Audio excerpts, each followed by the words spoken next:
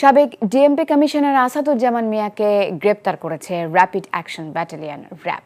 বুধবার রাতে রাজধানীর মহাখালী থেকে খিলগাঁও থানার একটি মামলায় তাকে গ্রেপ্তার করা হয়। গ্রেপ্তারের বিষয়টি নিশ্চিত করেছেন র্যাবের আইন ও গণমাধ্যম শাখার পরিচালক লেফটেন্যান্ট কর্নেল মুনিম ফেরদৌস।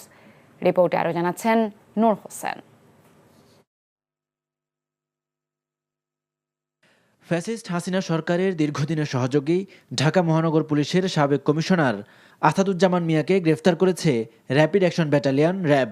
রাজধানীর মহাখালীর একটি বাসা থেকে তাকে গ্রেফতার করা হয়। 2015 সালে খিলগাঁও থানা ছাত্রদলের সাবেক সাধারণ সম্পাদক নুরুজ্জামান জনিকে পুলিশি হেফাজতে থাকা অবস্থায় ক্রসফায়ারে হত্যা করা হয়। এই ঘটনায় বাদী হয়ে গেল 3রা সেপ্টেম্বর জনির পরিবারের পক্ষ থেকে আসাদুজ্জামান মিয়া সহ 13 পুলিশ কর্মকর্তার বিরুদ্ধে মামলা করা হয়। ওই মামলায় তাকে গ্রেফতার দেখানো হয়েছে।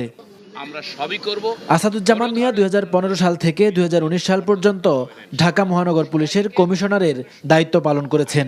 এরপর 2022 সাল পর্যন্ত জাতীয় নিরাপত্তা সেলের দায়িত্বে ছিলেন তিনি। এবছরের জুন মাসে আসাদুজ্জামান মিয়ার বিরুদ্ধে বিপুল অবৈধ সম্পদ অর্জনের অভিযোগ ওঠে।